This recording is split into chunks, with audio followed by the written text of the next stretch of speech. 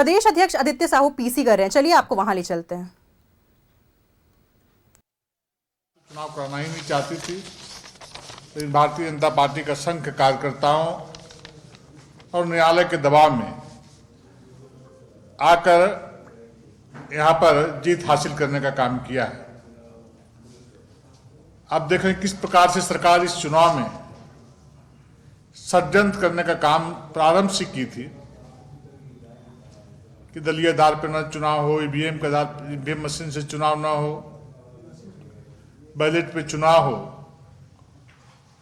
और जैसे रांची जैसे मेयर का सीट, जब हमारी प्रत्याशी जो यहाँ पर भारी मतों से जीती हैं, उनके नाम जहाँ पर मुहर उनके लगे हुए थे, चुनाव चिन्ह मुहर जिसमें मत देना था, मुहर लगाना था, उसके ठीक बगल में उसी प्रकार का ब्लैंक रखा गया था।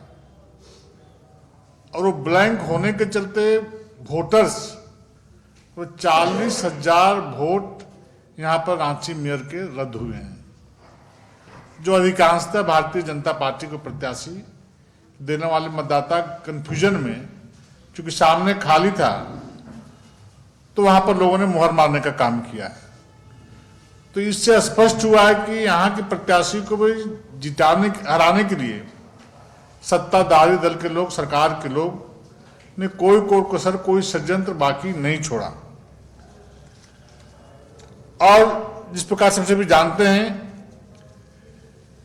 कि पुलिस प्रशासन भी, जो राज्य सरकार के द्वारा भरपूर दुरुपयोग किया गया, जिसका ताजा उदाहरण है कि अंतिम राउंड तक हम चक्रधरपुर में, चाईबासा में हम जीतते चले गए और प्रशासन के लोगों ने वहां जबरदस्ती करके अपने प्रत्याशी को, झारखंड मुक्ति मोर्चा के प्रत्याशी को 504 मतों से जीत का सर्टिफिकेट देने का काम किया। क्योंकि प्रथम राउंड से हमारे प्रत्याशी वहां पर आगे चल रहे थे। उसी प्रकार चक्रधरपुर में भी हमारे प्रत्याशी आगे चल रहे थे।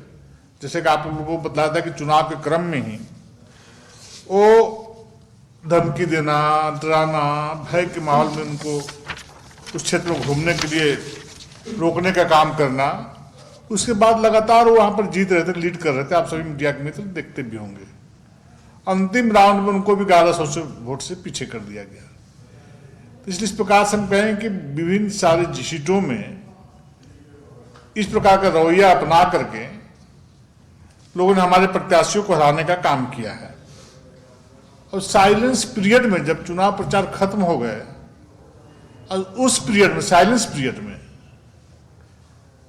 लोगों के खाते में पैसा भेजना, मीडिया के माध्यम से, पार्टी कार्यालय से, प्रेस कॉन्फ्रेंस के माध्यम से झारखंड मुक्ति मोर्चा प्रत्याशियों के लिए वोट मांगना, इस प्रकार का हथकंडा अपनाने का काम सत्ताधारी दल के लोग करने का काम किए हैं। लेकिन लाख तिक्रम राख साजिश किए, उसके बावजूद भी वो चुनाव जीतने में सफल नहीं हुए। और तो और देवघर में जो सरकार के द्वारा मतदान के बाद जो आंकड़े जारी किए गए थे, वो 94,876 कुल मत पड़े थे। लेकिन जब मत गिनना की प्रक्रिया पूरी हुई तो वहां पर मतों का आंकड़ा दिया गया कि 98,371 मत इस क्षेत्र से पड़े हैं। लगभग 3,495 मतों का अंतर देखने को मिला है।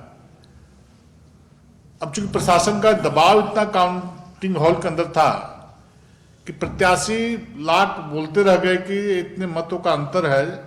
जब चुनाव हुआ था तो इतने मत प्रतिशत बताए गए थे, चुनाव के बाद इतना मत प्रतिशत बताया गया, और ये एक षड्यंत्र करके लगभग 5,000 वोटों से वहां पर हमारे प्रत्याशी को हराने का काम किया है। तो इस प्रकार से हर हथकंडा अपनाने काम किया है। हम 3 मेयर पद जीतने का काम किए हैं, 6 नगर पंचायत और 3 नगर परिषद, 12 हम जीतने का काम किए हैं। उसके अलावा हमारे कार्यकर्ता जो पार्टी प्रत्याशी के विरोध में जाकर के जो चुनाव लड़ने का काम किया, वैसे कार्यकर्ता भी 10 कार्यकर्ता जीतने का काम किए हैं, जो हमारी विचारधारा से प्रभावित है, लेकिन चुनाव लड़ने की उनके मन में लालसा थी, इच्छा थी। उन लोगों ने 10 सीट जीतने का काम किया है। तो इस प्रकार से इस चुनाव सरकार लाख षड्यंत्र कर ली, लाख कोशिश की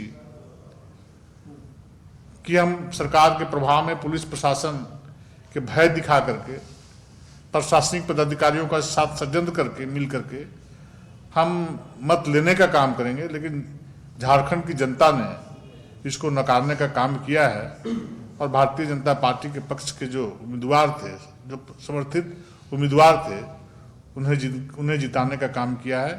इसके लिए सभी पत्रकार मित्रों को, आम जनों को और सभी लोगों को भारतीय जनता पार्टी झारखंड प्रदेश की ओर से बहुत बहुत बधाई, बहुत बहुत शुभकामना, धन्यवाद। पार्टी के खिलाफ जाकर लड़ने वाले जो जीते हैं, बीजेपी उनको माफ कर देगी, भूल जाएगी कि जीत गए बाकी के लोग हैं, आपके साथ आ गए? देखिए, ये तो अनुशासन समिति का रिपोर्ट आएगा, हम लोग देखेंगे, उसके बाद आगे कार्रवाई की जाएगी। नहीं, एक सवाल ये है कि पिक एंड चूज भ्रष्टाचार हुआ है, धांधली हुई है, या किसी विशेष क्षेत्र में सरकार और प्रशासन ने अपने पक्ष में काम करा है? नहीं, जहां जहां सरकार को अवसर मिला है, विशेष करके जो हमारे ग्रामीण क्षेत्र हैं, जैसे चक्रधरपुर, चाईबासा जैसे जगहों में जो हमने कहा, तो वहां पर पहले तो भय का माहौल कायम करने का काम।